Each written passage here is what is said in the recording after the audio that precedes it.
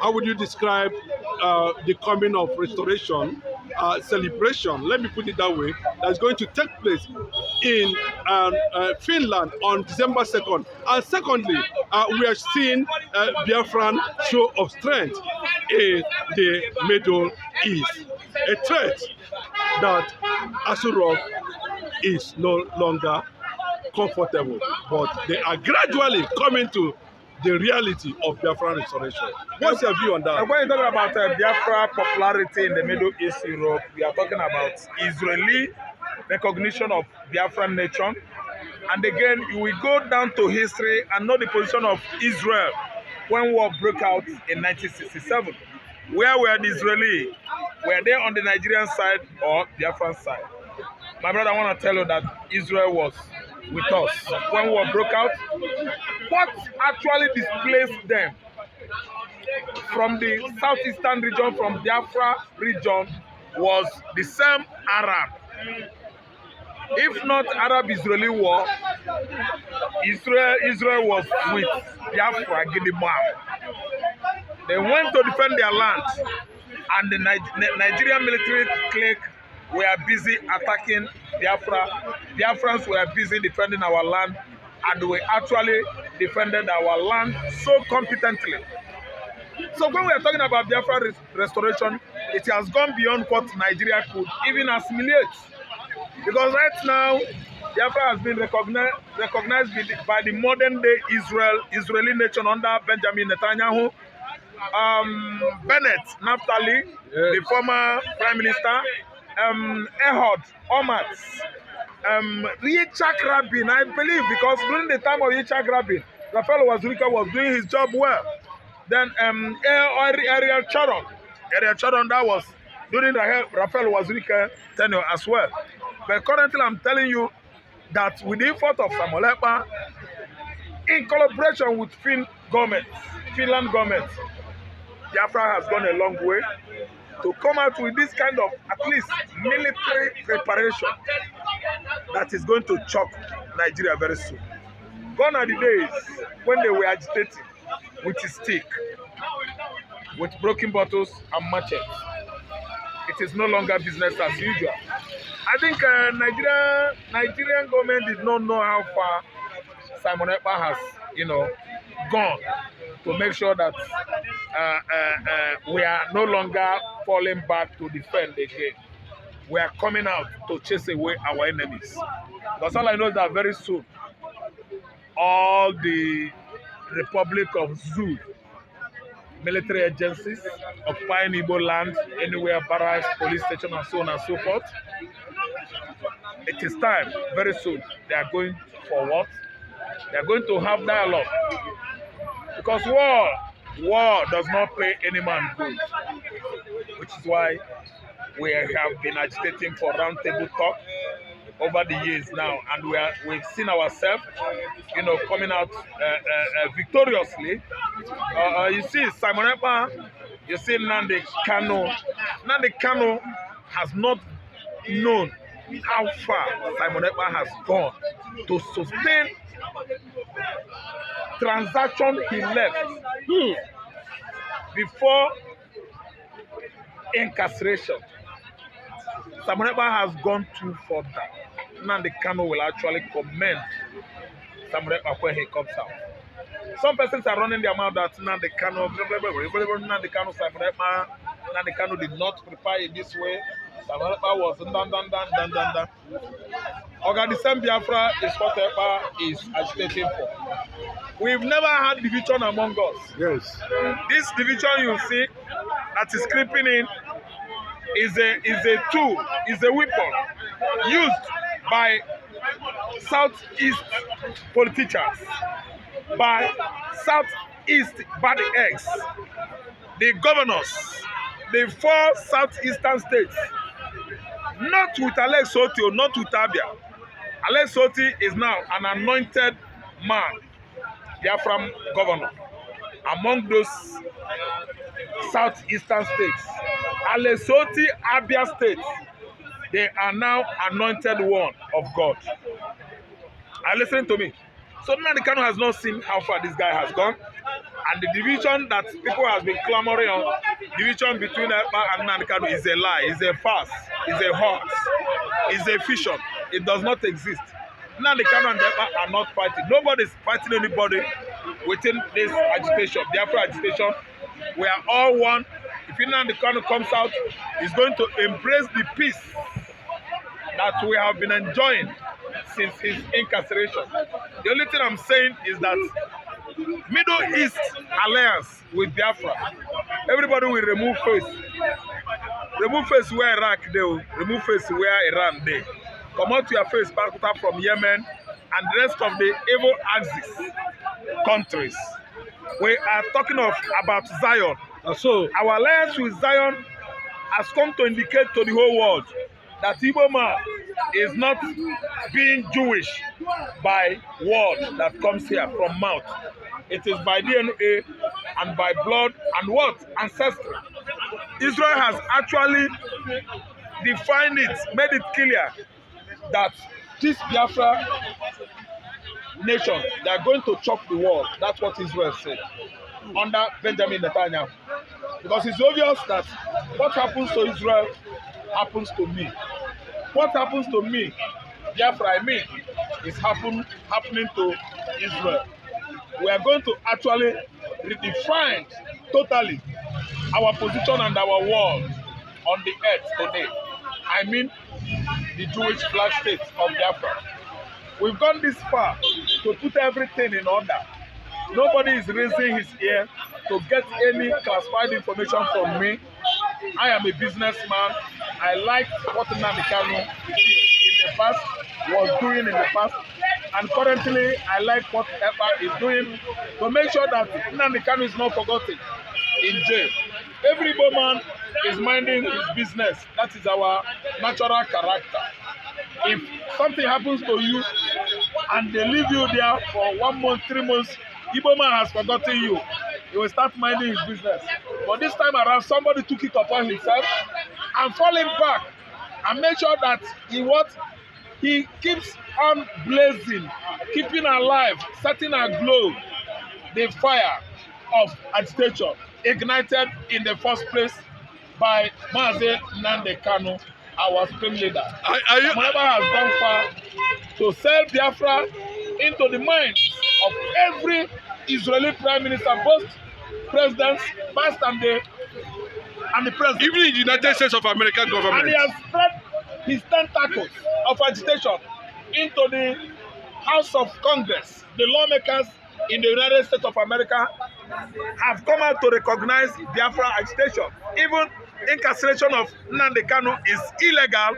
The congressmen in America, they have even come out to tell the whole world that even Mandela was incarcerated as a result of his what? Bloody struggle towards freedom. Nnamdi Kanu did not struggle or agitate with blood. He used Bible, he did it in the right of way. After all, Transparency International and other rating or ranking, establishment in the world, they have given Biafra agitation the most peaceful in the world history. Who? Championed by MNK, Mazi Nnamdi Kanu. So what I'm trying to say is that America's recognition of Biafra has written our name on a platter of what? History. Biafra will never be forgotten. If we could fight this war 54 years ago, and today everybody is applauding and dancing and shouting, writing, talking, argumentatively on Biafra topics as a topic, on Biafra as a topic, you will find out that what Nigeria has planned for Biafra, what Fulani has planned for Biafra, what Hausa oligarchy has planned for Biafra can never ever work again. It is too late. Time up for anti-Biafra, anti-Igbos. People that are champions on marginalization, people that are champions on exploitation, people that have been championing this unnecessary persecution of Igbo man in Nigeria, they have failed woefully. Biafra has come to stay. It is an object of discussion internationally. Yes. It has been a household story within and locally in Nigeria. Biafra today has been epitomized by every intellectual Igbo man, every Igbo man that knows himself. They are discussing about Biafra, and many of them are bringing out money to make sure that the flame of Biafra agitation is not killed off. It keeps on, burning, burning and burning, glowing and glowing on a daily basis. Biafra is the newly, announced Prince of Africa that is about to what emanates. Yes. Lastly, Mr. Ralph, an international analyst.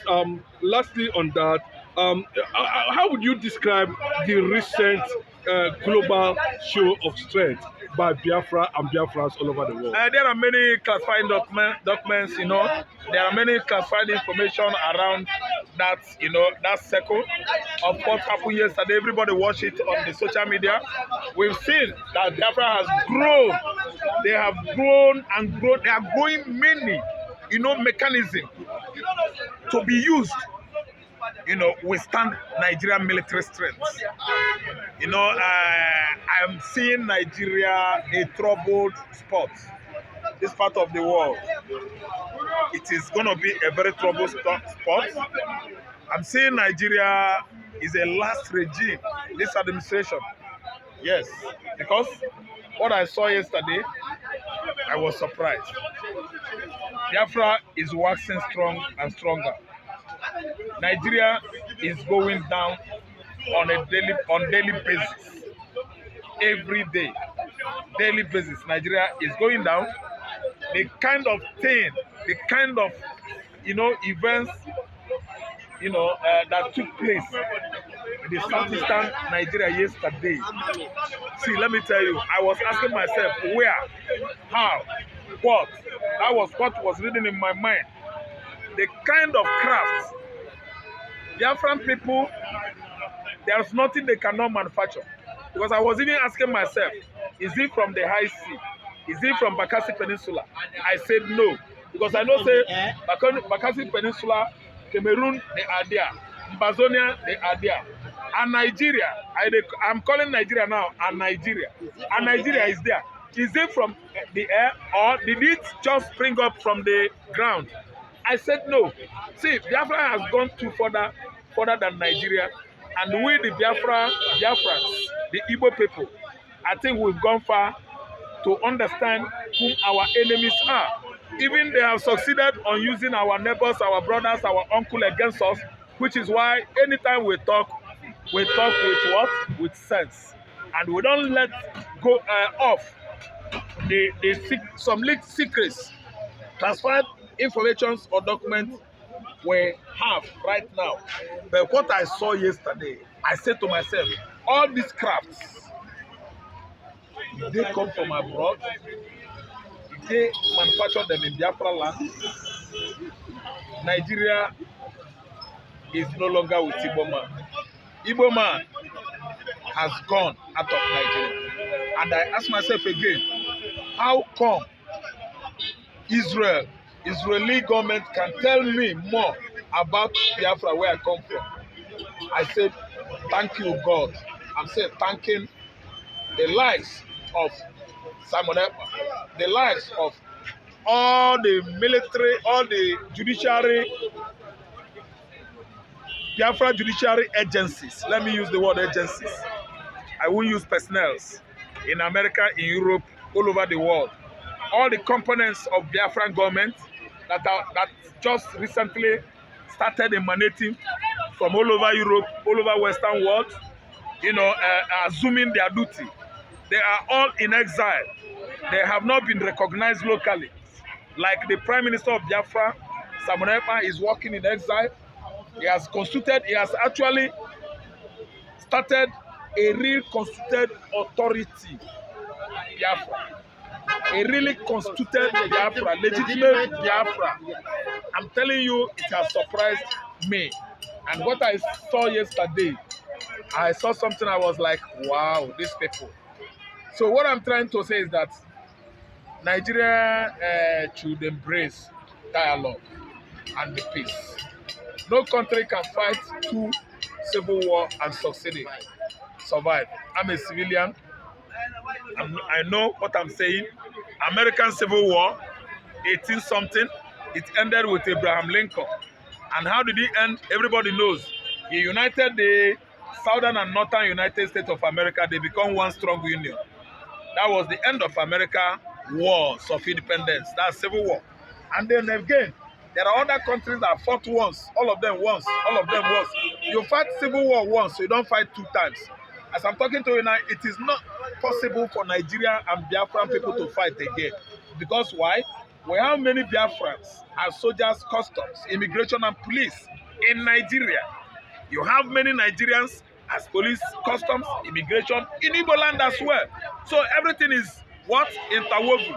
And when you talk about African tradition, we've intermarried ourselves. Hausas marrying Igbo, I mean original Hausa, not me Fulani. We have Yorubas, we have other tribes in the north marrying Igbos, Igbos marrying them.